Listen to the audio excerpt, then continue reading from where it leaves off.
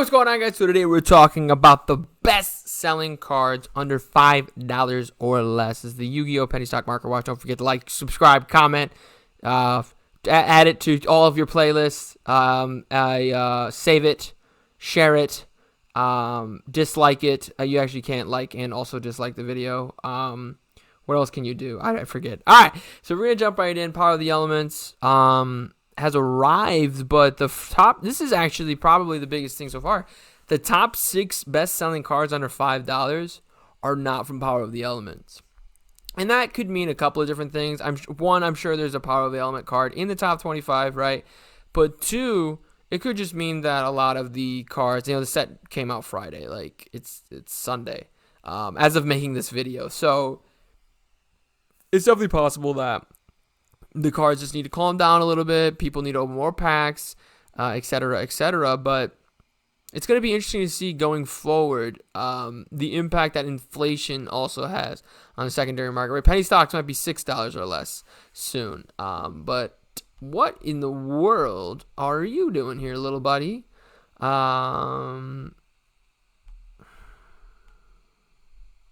Okay, so this was one of those situations where it's been above $5 for a while. Yeah, and then just recently dipped. And by recently, I mean like a month ago, dipped. And I think people are trying to buy the dip right now. When a monster controls, opponent controls activates that effect while you control level 5 or higher. Normal monster, you can special summon this card from your hand if you do negate the effect. During your opponent's battle phase, you can target a normal monster in either graveyard, special summon to your field, and if you do, all monsters your opponent controls must attack. Not the worst card I've ever read. And here's the thing. There's an old phrase, it's called throwing crap at the wall to seeing if something will eventually stick. And that's actually not the complete phrase. That's the clean version of the phrase. It's not out of the realm of possibility that at some point Blue Eyes, Dark Magician, and Elemental Heroes, those decks especially, end up being really, really good. I mean, you even see the hero deck. The hero deck is like tier 2, like 2.5, especially with a card like DPE. Like, you look at a card like this, it's a bit difficult to set up. But I don't know what a first turn looks like for a Blue Eyes deck. It's been a while since I've even played that. Is it like, it's like, I mean, I think you could try to go into Crystal Wing. I know you could go into Azure Eyes, from the Spirit Dragon. I don't know what else you really do. Like, I genuinely don't know what Blue Eyes does.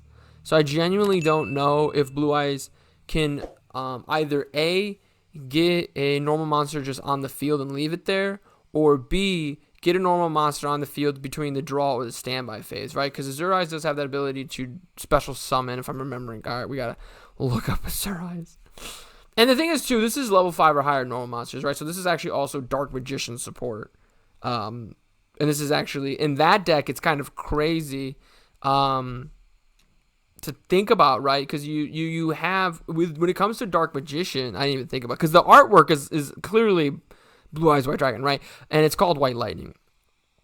But the idea of like Circle Soul, I activate Soul, summon Dark Magician, use Circle, banish a card. My opponent's like, okay, no more forms of disruption except for whatever is maybe in the hand. And then all of a sudden, my opponent activates a monster effect. Now, it is a monster that they control, unfortunately. But you could do some interesting things there. And then you can activate this card, negate the effect.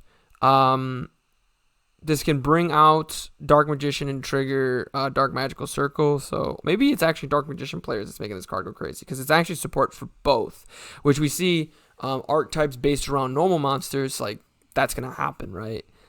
Sunrise is on the Sunrise. And I guys just talking about this deck. I don't think Fusion Destiny is going to still be in the top 25. Oh, it's about $5. That's why. So this card has actually already gone up. So if you saw this card, I think it's been 2 or 3 different times that I mentioned this card. It was on the Penny Stock Market Watch. And the first time I saw it, we were kind of like, yeah, it was like right. First time we saw it, it was like right here, and I was like, my, how the mighty have fallen. And as it got to like right there, I was like, this is actually a really good card though. Like it's not just for hero players; it's actually a really good card for anybody. So now it's above $5. I'm not going to speculate on it because this isn't a market watch. It is a penny stock market watch, right? So that's no longer counts. And as far as Sunrise is concerned, you do need one Sunrise. So this card will always maintain its value. But at this point, two versions. I don't know why people like the Ultra Rare better than the Secret. The Secret's newer, I get that, but I don't know why. Oh, this is the first printing. I don't know why first printing is so important to some people, but it is what it is.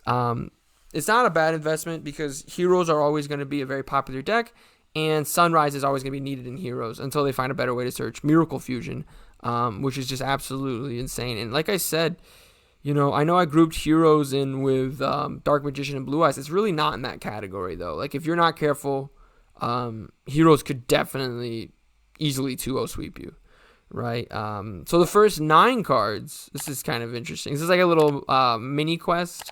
Trying to find the highest selling card or the best selling card from Power of the Elements under $5 or less. The other typical people. Was this the one that requires 3 dark monsters, right? Yeah, on the field, of course. And so the first 12 cards, as we see Mischief of the Gnomes, we talked about that card a little bit last week. Mathmech Sigma. No one commented about Mathmech, but I have seen some Mathmech videos since the last one, and I will say that this deck is actually pretty legitimate, and it has, or lit, I guess that works too. It has a lot of really interesting play strings, and the main reason for that is this. Some attributes are like Pyro, Plant, kind of like Insect, just like Worm is still like that even after the release of Sword, Soul, and Tenny. Just not very good support for it, right? Then you have archetypes like Dragon, Warrior, Beast Warrior, even Spellcaster that have actually a lot of random generic support, and Cybers is in that category. So just about anything Cybers is going to be really solid. And Mathmech might actually be on the top of the list there. As far as whether or not this card's a good investment, I mean, this is, buy the dip. It really is going to depend on how Mathmech evolves this format, unfortunately. The reason I say unfortunately is because of, I wish I could give you a concrete answer. If I knew Mathmech was going to be good, I'd tell you to invest in the card. If I knew it was going to be bad, I'd tell you not to. And I know you're like, well, that's obvious, but It really is just that, because right now this card spiked. It spiked up in price right around when it was revealed that it wasn't going to be, because I'm assuming it wasn't in Power of the Elements, right? And then Mathmech got a little bit better, and Cybers has been getting a little bit better as time has been going on. And so, Mathmech got new support. It didn't get reprints. It got new support in Power of the Elements. So that's what made this card spike up. And then it slowly started to dip back down when people were like, why are we paying $4 for this card, right? And so now it's sitting at $3.50 if Mathmech becomes a solid Tier 1, Tier 2 strategy. And we were looking at this deck last week. It actually was pretty budget. Like, this was like $9 last week. This was like, I think a little bit cheaper, right? And so it's a guessing game. A lot of times decks that come out really expensive but underperform during the format, they end up not doing as well. And a lot of times decks that do perform well, they actually, the price correlates with that. And I may sound like what I'm saying is obvious, but it's really actually quite not, because you will find circumstances where a card's value is not equal, like a card's monetary value is not equal to its actual value, right? Like, we've seen, I mean, even just going back to the first page, like, this is probably not a $3 card, right? But it's a really good card for a really nice archetype, right? Even this card that we were just talking about. Now, whether or not this card is that for Mathmech, we'll have to wait and see. And whether or not Mathmech is really good, we'll have to wait and see. Because if this archetype ends up being really, really good, this will be a $5 card for sure, or above. If it ends up being really, really bad, it could still probably be at like $3.50, $3, but I don't see it going up anymore, right? And that may sound obvious, but I guess maybe it's good. I guess good advice sounds obvious, right? You know, if it's not obvious, then it's bad advice. That's horrible advice. So we'll check the next 15. There we go. We have finally arrived at the first Power of Element card under $5. This is also new too. Cursed Necrofear. I'm gonna look at this real quick. What in the world? You must special summon this card. You target 3 banished. Special summon them. This card from your hand. If you do, shuffle those in your deck. This card is destroyed. Special summon this card. Then you can destroy cards. Opponent controls up to the number of face-up spells and traps you control with different names. So it's like, and its attack and defense is opposite of the why do I not know its name? Oh no. Search up Doom Dog. And I bet you. There it is. Dark Necrofear. That's its name. Its name is Dark Necrofear. Interesting. And this also just got a reprint too. So that's pretty cool. I don't really know if this makes this good per se, but it is an interesting interaction because you can obviously banish this one and summon this one. And that's all I was trying to say with that. Let's get back to the market watches we're talking about. Mori of Avarice. This is a fantastic card. It's actually not just water support. Even though that's obviously the main thing. I'm trying to think of an example of a non-water fish, sea serpent, or aqua monster. I can't really think of one off the top of my head. So maybe it is just water support. Because at the end of the day, this is an absolutely fantastic card. Because a lot of water archetypes do focus a good amount on the banish zone, right? And the fact that it says this, any card that said this in the history of the game, except for there's like a pendulum one that's not very good, but just about every card has just been fantastic. And this is a really, really good one too.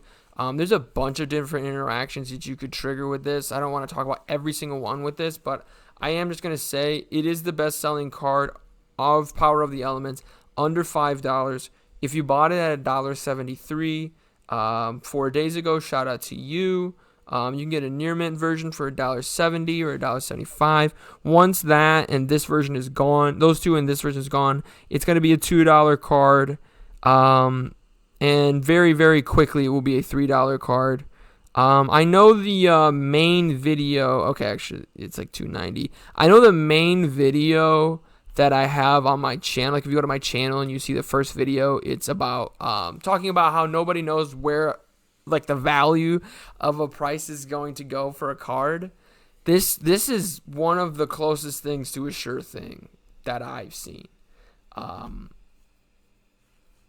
And if we look at it, like I said, there's a lot of one-offs. This person's selling it at $3 for 24. And so if you go 24, you spend $70 at $3. Could it be a $5 card? I don't know about that. I don't know about the actual price it could be, right? $3. It's about a $2 card now, but $3 feels like a good spot for this card. But let's say you bought, like I said, let's say you bought those 24 at 66 to $70 after, all that jazz with the shipping and handling. So if it's over $5, so it should be free shipping. So I think just like taxes would make it like 70, maybe 71. You sell all 24 for $5, right? That's $120. It's a humongous profit, and if you plan on playing any of these three archetypes, you're definitely going, or any of these three types, you definitely are going to want to run this. But what's interesting too is like this card can be ran in Splight. Like that's what I'm talking about. Like anybody that just like through their random play string stumbles upon a fish, sea serpent, or aqua monster can use this card. That's all I was trying to say. And that's why it's the number one selling card under $5 from Power of the Elements. As we continue on, El Dorado, and this makes sense that this is number 2 because Elemental Heroes are good. If you haven't heard me talk about Elemental Heroes, Blue Eyes, Dark Magician, the TLDR is they're always going to be valuable. I don't really know why, but it's just the way that it is. I'm going to read this card's effect. It's probably not going to be very good, but it's not going to lose value. I am seeing, from what I'm reading so far, it seems good. So it must be fused to summon 300 attack for each monster in the graveyard. Cannot be destroyed by card effects. If this card is 3,100 attack, is actually really big. Actually, there you will find a lot of monsters have 3,000 attack. A Borreload Salvage Dragon with no counters has 3,000 attack. The Chaos Ruler monster that gets summoned and excavates 5, I forget its name, that has 3,000 attack. Grandmaster has 2,800 attack. Totally Awesome with Abyss Dweller, 500 attack gain, has 2,700 attack. You will find a lot of monsters have 3,000 attack. And that 3,100 is actually kind of big, and then it's gaining attack for each monster in the graveyard. Right? If this card is special summon, you can destroy cards your opponent controls up to the number of monsters with different attributes. If this card destroys a monster by battle, inflict damage equal to the attack.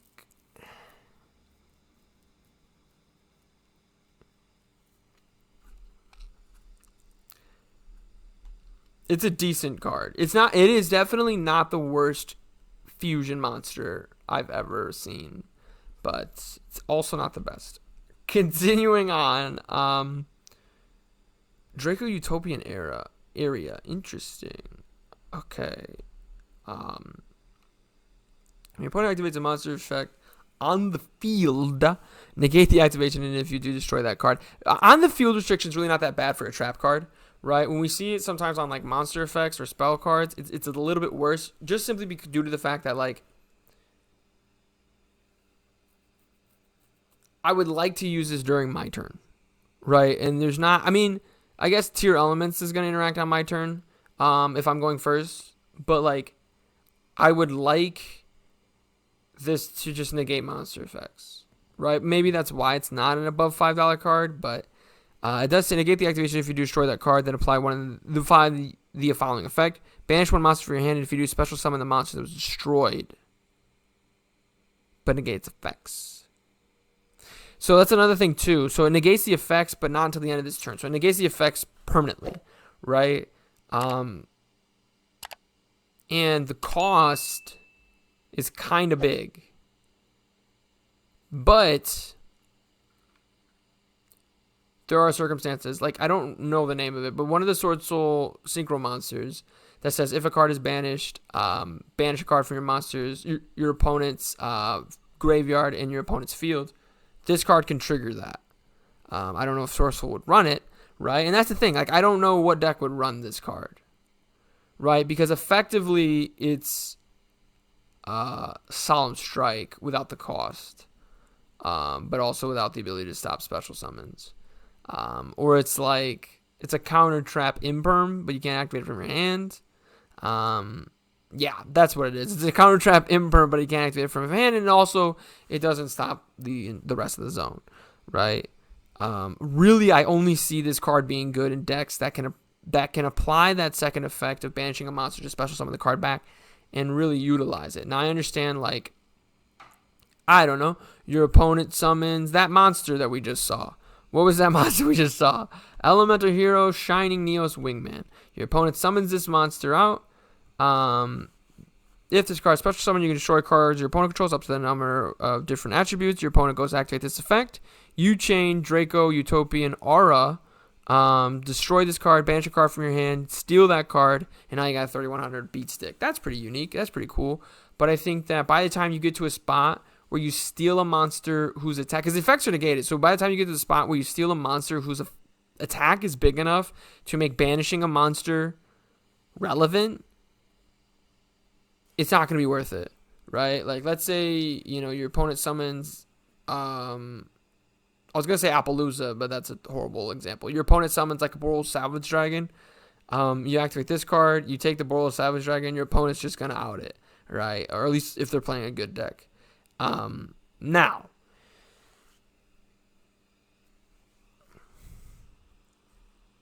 the banishing is interesting. I'm trying to think of cards that immediately, like, there's I just saw a card actually. I think it's Chaos Necrofear. I don't know the card's name, but the card that says if it's banished, banish the top 5 cards from your opponent's deck. There's that. There's like Metaphys. There's that. There's like Giant Rex, right? If you banish Giant Rex off of this effect, you can special summon Giant Rex back out, which is interesting, right? So normal summon Alistair, right? Activate effect, search and invocation, activate Draco, Utopian, Aura, pitch Giant Rex, summon the Alistair, summon the Giant Rex. My opponent doesn't have anything because they current search or invocation, and I have a free rank 4, right? So it's an interesting card. I'm trying my best to make it sound good, but I really don't think it is. I don't think this is going to be much more than where it's at right now. I don't necessarily see it going down in price because it did just come out.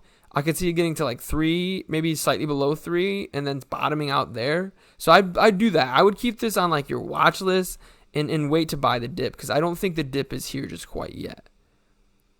I think it's still got a little bit further going down to do before it gets there. And it really is because there's just a lot of restrictions. You can only negate field effects from monsters. It's a trap card, so it has to be set first.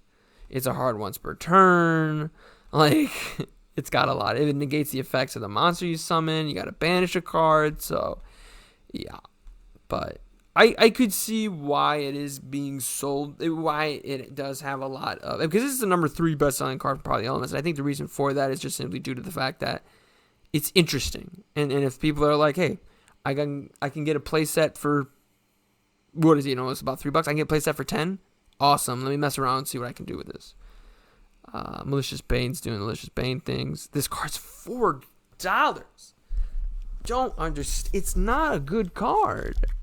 Like, it's okay. It's definitely not a bad card. Post monster effect activate, detach 2 materials. Negate the activation if you do inflict 500 damage. The burn's cool. Monster effect negates are cool. But don't we have enough monster effect negation? Right? Isn't there enough with that? No. My little darling, what happened with you recently? Why is it... Because this is also from the right. This is an interesting card to talk about. Because you can special summon this card by discarding a card. If this card's normal special summon, you can add Dark Magician. During damage calc, Dark Spellcaster, pitch, gains 2,000 attack. Huge. This is actually a really fantastic card. And all versions of it except for the Shonen Jump magazine. Do they still do these? I did this one time. It was worth it too. I actually made my money back. I got the Shonen Jump magazine promos. And the magazine as well.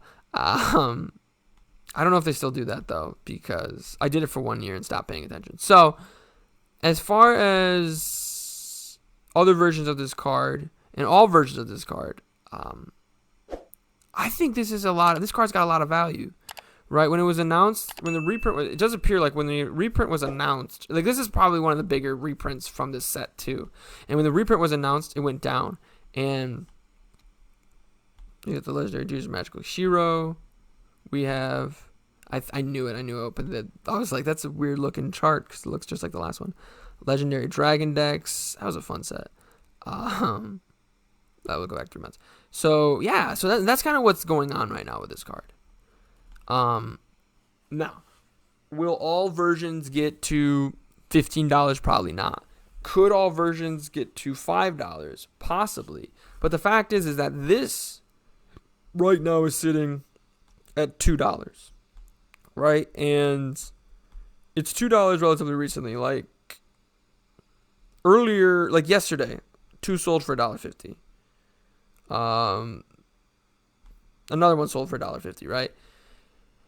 And I think people saw it and it was like, hey, this is a really good card, and it's an ultra rare, and why not? There's probably going to be a lot of these, but this could be a very good buy, right? Now, listen to the whole thing that I just said, right? Because I just said very good buy, right? But what did I say right before that? This could be, right? And it's like the video that I talked about, no one really knows. But at the very least, let's say this card gets to, I don't know why I went to all versions. Let's say this card gets as expensive as this version, right? If we look at the near mint versions of this card, $327. That's the cheapest one you can get. Limitless games. Or what about this one, right? Near mint cards, $370, $380. And then we look at this one, right? Near mint, first ed. You can get 33 for $1.90. So this is almost $2 cheaper than the other two versions. If this just gets there, right? If this just gets to that spot, right? We'll do this. We'll play this fun game that I like doing, right? Because here's the thing. This is why we do the the penny stock market watch to see different things. You spend $63 today, right? Even if it's $2 a card, you get 33 cards. You spend $66, right? After everything. Sales tax, estimated shipping, $63. If it gets to $3 in any amount of change, if this version of this card gets to $3 in any amount of change, it's $100, right? That's a $40 profit. If it gets to $5, and that's the thing too. If this version of this card, I should say, because the other two versions of this card are at $3 and the other version's at $15. If this version of this card, which is a very good card for an archetype that always has players playing it. Yu-Gi-Oh! Could stop. They could cancel Master Duel, Duel Links, events, no more locals, no more packs, nothing. People would still be playing Dark Magician. I promise you. Okay? It is that type of archetype. And this is a must of. And as far as I'm aware, it's a 3 of, right? At the very least, it's a 2 of. But this is... It's a free Dark Magician, and a lot of times you end up having good discard fodder for this card's effect as well, and it's a decent honest. The biggest thing that I like though about this card has nothing to do with its effect. Its effect is just pretty good in Dark Magician. So we're talking about $63 for 33 cards, so about $2 a card. If it gets to $3, now we're talking about $90, right? So that's a $30 profit. If it gets to, and this thing, you could sell 30 at $3 a piece, make 90, you could sell 15 at $3 a piece, make 45, make back almost all your money, right? Wait for it to hit $4, sell 10 more at 40, now you're at 75, and then you have, what is it? We sold 10, we sold 15, that's 25, we have 8 more. Right? Wait for it to hit 5. We sell 8 at 5. That's $40 more. That's 40 plus 40 plus the first one I said. I'm confusing myself with my own math here, but it's insane the potential that this version of this card actually has, because I think that's why this is one of the more better selling cards from this set. Because this is just, it's a very, very, very, very, very popular archetype. What is Dark? Is Dark Magician cheap now? Because Dark Magician for the longest time, and this is how we'll end this too, of course. Dark Magician for the longest time has been way more expensive than what it's worth, right? And this is the very dangerous thing with this. Archetypes that have a lot of support, like Black Wings, Heroes, Super Heavy Samurais. Super Heavy Samurai is not an example. Black Wings, Elemental Heroes, Dark Magician, Performer Pals, Blue Eyes.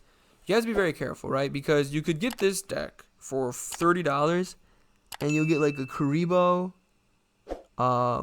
Magical Dimension. We don't want that. That's not what we're looking for, right? We're looking for a legitimately like solid deck. Like this is starting to get there, because at least this is running, cards at 3.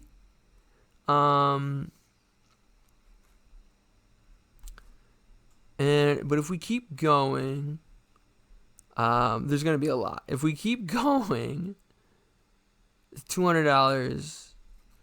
Is it this $84?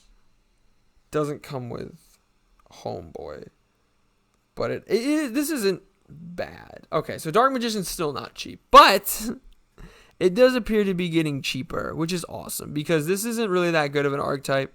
And a lot of times the casual player base, because they don't care if they win or lose, I don't love, seeing them spend. It's like this. It's like the Toon deck. It's like, I hate, it was $25 for a Toon deck. I don't think. I gotta check it out. One second, I gotta check out the Toon deck, because Toons are never $25, because, look at this. You get Toon Alligator, Toon Dark, but you have none of the new Toon support. And that's what I'm talking about. Like, I don't like here's welcome to my TED Talk. If someone is going to, we'll click on the $200 one. If someone's going to try to win a regional or try to win a major event, and they drop $500-$600 on a deck, okay, that's fine. Like, hey, you want to win, you gotta do whatever it takes, and you want to buy really nice versions of the cards, and you want to look cool while you're doing really well. That's fine, by all means. But, like, if you're just trying to have fun playing Dark Magician Girl, Dark Paladin, and Dark Burning Attack, you shouldn't have to drop $150. That's just how I feel about it. But let me know what you guys think. What are the best-selling cards under $5 that you are looking at right now? What are the best cards that are technically penny stocks, right? Let me know in those comments down below. Make sure you guys click that like button to show your support for the channel. Subscribe for even more content. But most importantly of all, have a good day.